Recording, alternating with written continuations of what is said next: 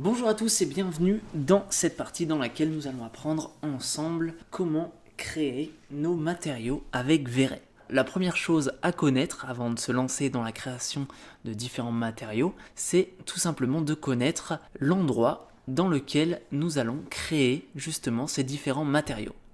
Cet endroit, ça s'appelle l'Hypershade. Alors vous y avez accès en allant ici dans Windows, Rendering Editor et ici Hypershade. Vous y avez également un accès rapide grâce au raccourci qui se trouve juste ici. C'est dans cet ensemble de panneaux que nous allons pouvoir créer nos différents matériaux. Nous allons retrouver là-dedans tous les différents nodes, tous les différents outils qui vont venir nous permettre de créer nos matières sur nos objets 3D. La première chose qu'on retrouve ici, c'est le browser. Alors dedans, on va retrouver ici comme une sorte de menu principal dans lequel on va pouvoir importer des shaders, mais également exporter des shaders. On retrouve ici des menus d'édition qui vont nous permettre de supprimer des shaders, mais également de dupliquer nos shaders. Et enfin, un bouton qu'on va utiliser également très souvent qui est le Delete Unused Node, tout simplement qui va nous permettre de faire un petit peu le ménage ici dans tous nos shaders. Alors par défaut, je vais tout simplement ici assigner le Lambert 1 et je vais aller justement dans Edit Delete Unused Node. Voilà, comme vous le voyez, il m'a supprimé tous les shaders qui ne sont pas utilisés dans ma scène 3D. Alors par défaut, nous avons ces trois shaders là. Nous avons le Lambert 1 qui est le shader par défaut. Je le rappelle qu'il ne faut jamais modifier. Nous avons ici le Particle Cloud et le Shader Glow. Donc ces trois shaders sont les trois shaders de base qu'il ne faut en aucun cas modifier. On a ici ensuite le menu avec les différentes views. Ici le panneau Create qu'on va retrouver également ici. Et différentes tables, etc. Le graphe, les windows, etc. On retrouve ici un bouton On qu'on peut switcher soit en On, soit en Off. En fait, il permet de contrôler la mise à jour d'un shader. Alors, on va pour ce faire créer un shader, vous voyez. Et vous voyez qu'actuellement, ici, si je suis en On et que je modifie un paramètre dans mon shader, par exemple, je le passe en rouge, vous voyez qu'automatiquement, la prévisualisation ici est mise à jour. Si ici je passe en off et que je remodifie ce shader, eh bien vous voyez que Maya ne va pas le remettre à jour. Lorsque vous avez une dizaine de shaders, vous pouvez vous permettre de le laisser ici en update automatique afin de voir réellement les shaders que vous avez dans votre scène. Maintenant, il faut savoir que c'est assez lourd pour Maya, donc lorsque vous avez des scènes lourdes avec de nombreux shaders, pensez à bien ici le passer en off afin d'optimiser au maximum vos scènes 3D. On retrouve ensuite ici soit les différents modes de vue que l'on veut utiliser, soit en vignette comme ça, soit en petite barre, donc qui est pratique parce que vous allez pouvoir en afficher plus et par conséquent être plus facilement sélectionner le shader que vous souhaitez. Je rappelle que c'est très important de bien nommer vos shaders, tout simplement parce que comme ça, il va vous être facile de les retrouver. Vous pouvez ici modifier la taille des vignettes. Vous pouvez ici modifier l'ordre, comment vous voulez que ce soit trié, soit par ordre alphabétique, soit par ordre de création, etc. Ici, vous avez une barre de recherche qui vous permet de filtrer en quelque sorte les shaders présents dans votre scène. Si par exemple je souhaite afficher que les V-Ray Material, il me suffit de taper tout simplement V-Ray avec une petite étoile et de show V-Ray petite étoile. Hop, et vous voyez, je n'ai filtré que les V-Ray Material. Vous pouvez faire la petite croix, hop, show, voilà, mettre à jour, etc. Donc très pratique. Ensuite, nous retrouvons ici donc tous les matériaux présents dans notre scène. Nous avons également ici toutes les textures. Donc si ici je viens tout simplement créer une texture, vous voyez qu'elle s'ajoute directement dans ce petit onglet. On a ensuite les utilities, donc là le placement des textures, etc. Toutes les caméras présentes dans le groupe, les shading groups, etc. Nous allons nous concentrer sur l'onglet Material, Texture et Utility pour le moment. On retrouve ensuite ici un autre panneau, le panneau Create, qui va nous permettre tout simplement de venir créer plein de nœuds et d'outils nécessaires, des textures également procédurables nécessaires à la fabrication de nos différents matériaux.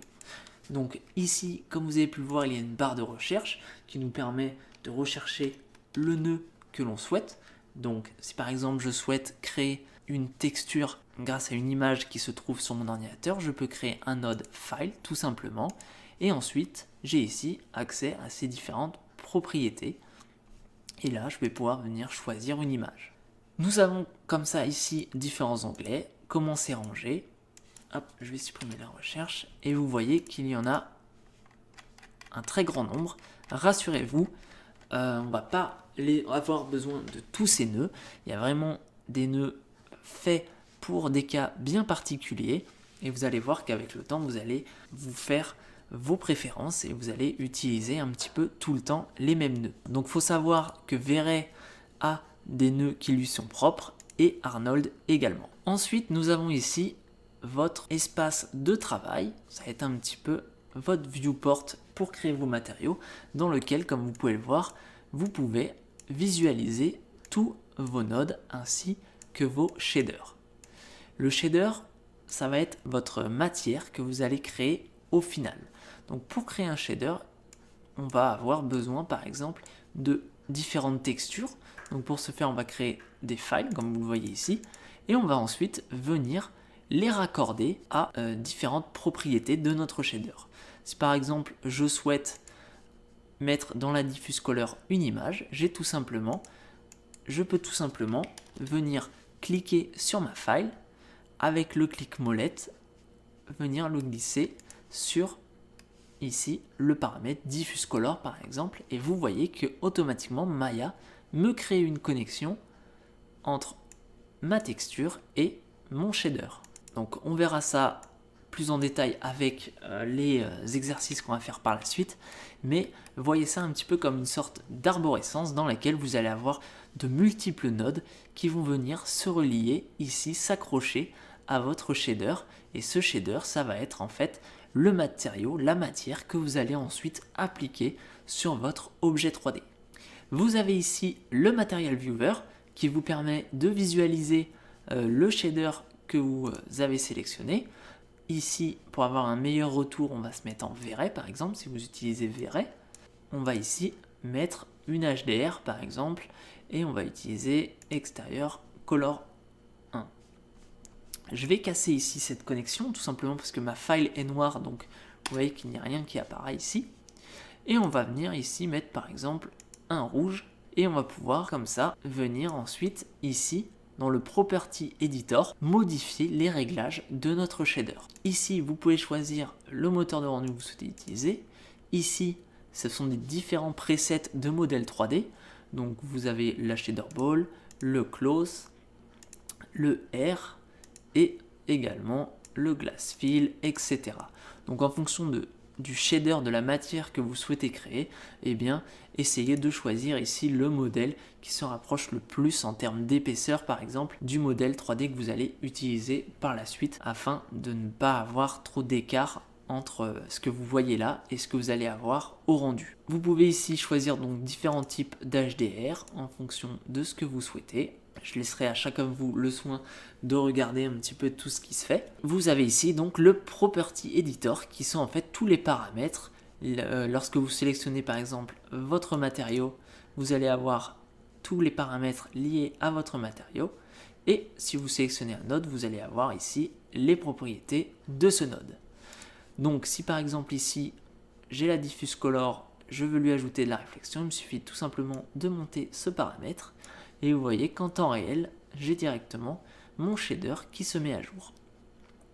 Il faut savoir qu'ici, vous pouvez avoir un mode un petit peu concis des propriétés de votre shader, où vous pouvez avoir tous les paramètres du shader.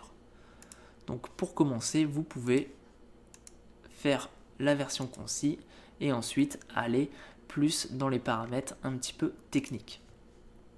Lorsque vous souhaitez voir par exemple, hop, si je sélectionne ici un noise, donc le noise est une texture procédurale, si je souhaite la voir ici dans le Material Viewport, il me suffit tout simplement de venir cliquer ici sur le S et automatiquement vous voyez, j'ai ce que ma texture, ce que mon noise ici est en réalité.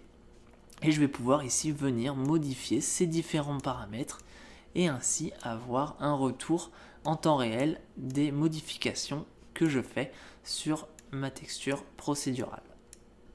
J'ai également oublié de vous dire qu'ici, dans le viewport, vous avez également la possibilité de venir créer des nœuds tout simplement en faisant Tab.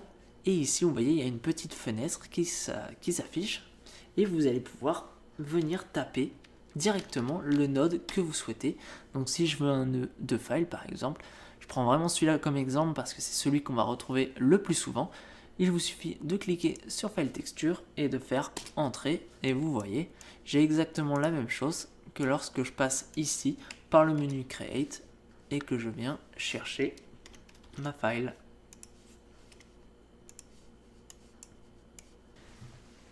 Voilà, c'est un petit peu tout pour l'Hypershade. Rassurez-vous, on va aller voir tout ça en détail grâce aux différents exercices et vous allez voir que finalement c'est quelque chose d'assez simple et que finalement c'est assez intuitif de se servir de l'Hypershade.